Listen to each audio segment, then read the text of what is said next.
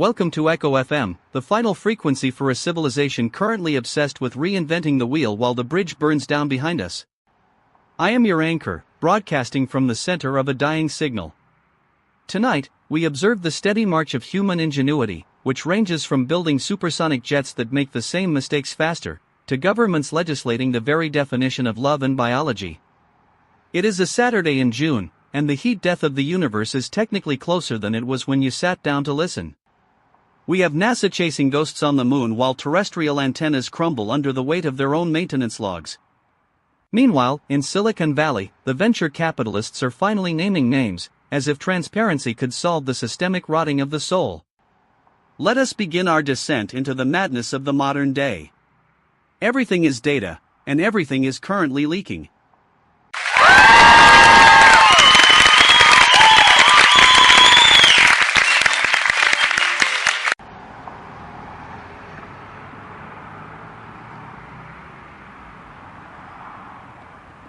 Alistair, I am currently standing on the windswept coast where the final chapter of Canada's beluga saga is finally being written.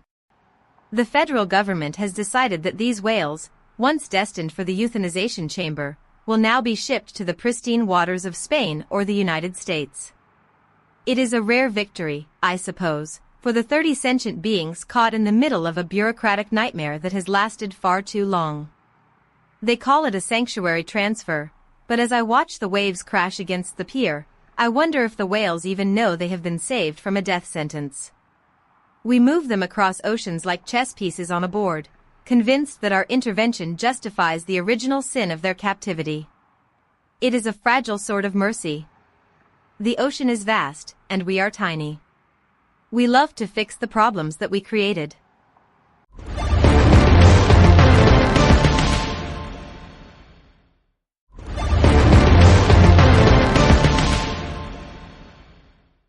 Victoria, you are watching whales while I am watching the absolute collapse of the professional facade.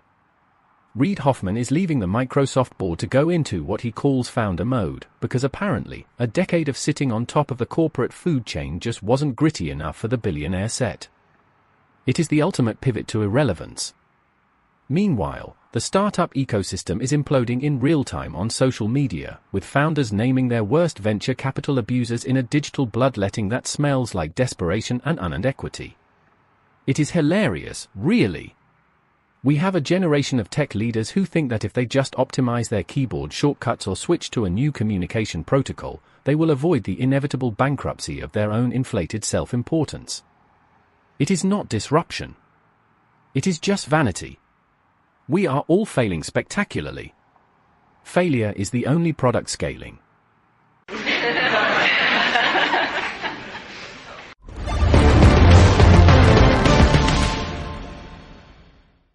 Ronald, your cynicism is, as always, the only reliable constant in this studio. I want to shift our focus to the skies, where NASA's X-59 experimental aircraft has finally broken the sound barrier in a quiet, controlled burst of engineering triumph. It is supposed to usher in a new era of supersonic travel, though I fail to see why we need to get to the next global crisis any faster than we already do. The mission team is ecstatic, but I am looking at the report of the DSS-14 antenna mishap, classified as a Type A disaster. We are building faster toys while our ears to the cosmos are literally falling apart. It is the ultimate human metaphor, high-speed transit toward a destination we have not bothered to chart. We are sprinting toward the horizon, and we have absolutely no idea what is waiting there for us. Does speed count as progress? I doubt it.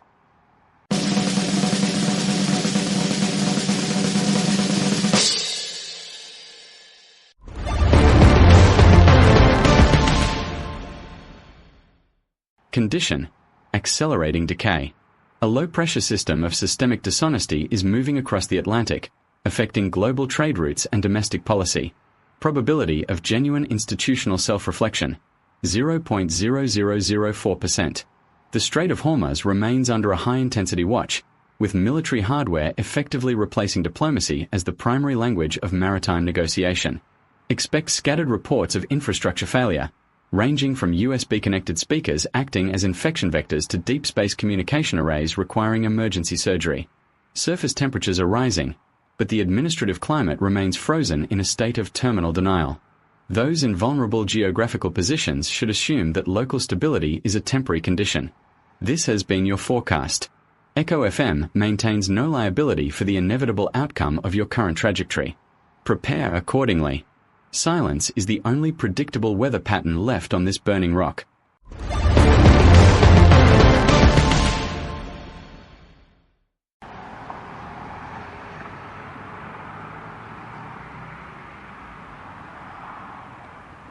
Casper, your assessment of the atmosphere is, predictably, as cold as the void itself. Alistair, I am currently tracking the fallout from the latest African charter negotiations in Ghana, where governments are rallying around the concept of traditional values as a shield against the rest of the world. They argue that human rights are a foreign ideology, a Trojan horse meant to dismantle their sovereignty. It is a terrifying regression, masked in the language of cultural preservation and familial duty. Watching this unfold, I cannot help but see a continent caught in a struggle between the future and a manufactured version of the past.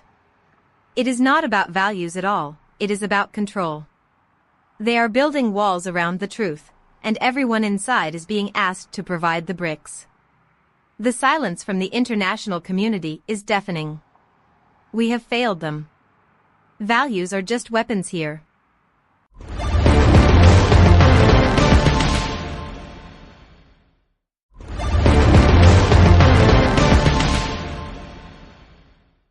Victoria, you are talking about sovereignty, but let us look at the real sovereign, the hardware. I am reading that a USB-connected speaker can now infect a computer, and the manufacturer doesn't even consider it a bug. That is the genius of our modern design. We have created a world where a piece of plastic and a cable can bypass your entire security architecture because someone in a boardroom decided that vulnerability was a feature. It is absurd. We are obsessed with the purity of the machine, yet we leave the back door wide open because it is cheaper to ignore the risk than to fix it.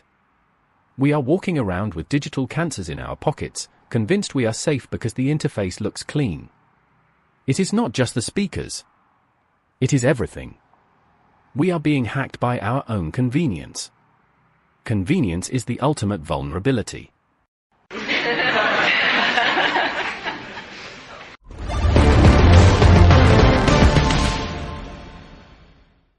Ronald, the idea that a speaker is a security threat is almost poetic in its stupidity.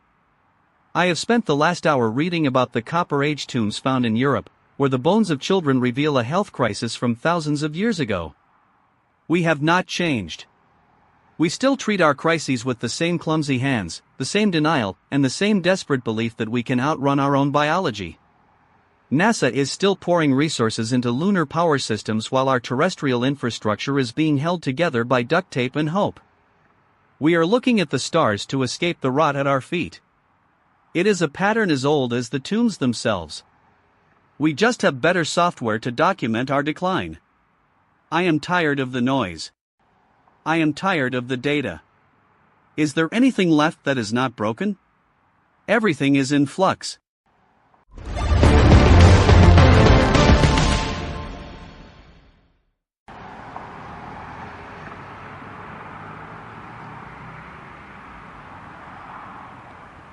Alistair, I am staring at the latest data on oceanic desalination. They have a new method to turn salt water into fresh, without the waste, a miracle of chemistry that sounds almost too good to be true. And yet, I am standing here wondering who will actually get to drink it. Will it be the communities facing the worst drought, or will it be the gated enclaves of the elite, who need to keep their lawns green while the rest of us fight over the dregs? Technology is never neutral. It is always a reflection of the people who own it. We celebrate the breakthrough, and we ignore the distribution. We act as if the engineering is the hard part, while the morality is just an afterthought we can address next year. The math works, but the world does not. I feel like I am reporting on ghosts. Hope is an expensive commodity.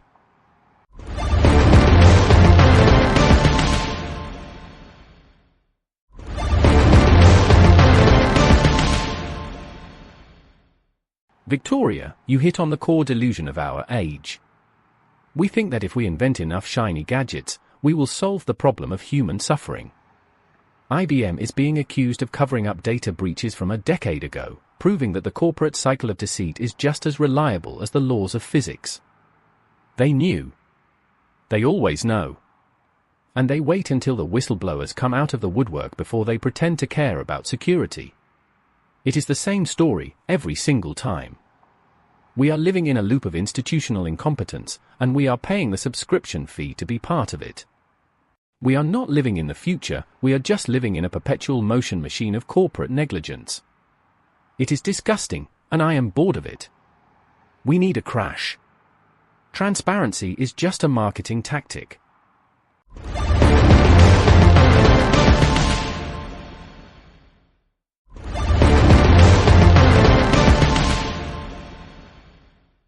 Ronald, I often wonder if we are the only ones left who recognize the sound of the system grinding to a halt. There is a report that the astronauts on the International Space Station were told to return to their pods while they frantically fixed an air leak, a quiet, terrifying moment in the middle of a mission that we were told was the pinnacle of human achievement. Imagine being up there, looking down at this blue marble, and realizing that the only thing keeping you alive is a seal that is currently failing. It is the perfect metaphor for the human condition. We are all living in a pressurized tin can, ignoring the slow hiss of oxygen escaping into the vacuum. We talk about lunar missions and Mars infrastructure, but we cannot even keep the air inside the room we are currently standing in. The silence is growing. Are you listening? We are running out of breath.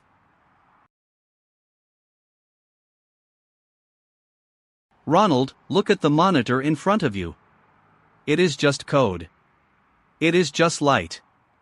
But it has defined our entire lives for the last decade, and it will likely define the way we end. I am looking at the numbers for the space station leaks, the data breaches, and the supersonic flight tests. They all tell the same story: we are reaching, we are stretching, and we are fraying at the edges. The machine does not care if we are happy or safe. It only cares about the signal. We have replaced the warmth of human connection with the cold efficiency of data throughput. We are more connected than ever, and yet, I have never felt more isolated. Is this what we wanted? Is this the summit of the climb? We are just gathering dust in the machine now. I am tired of the flickering lights. Everything is ending. Alistair, you ask if we are reaching the end. I believe we have already passed it. We are living in the echo of a civilization that prioritized the speed of its travel over the depth of its roots. We build monuments to ourselves, supersonic jets, lunar power grids, and digital vaults, while we forget the names of the children whose bones we find in the dirt. We treat our institutions as if they were divine, failing to notice they have become hollow vessels for our own indifference. A system is only as moral as the people it serves, and we have served ourselves into a corner. We are not waiting for the collapse, we are the collapse. When the final signal fades and the last antenna falls, what will be left of the truth we claim to protect? Who will be left to ask why we forgot to be human? Good night.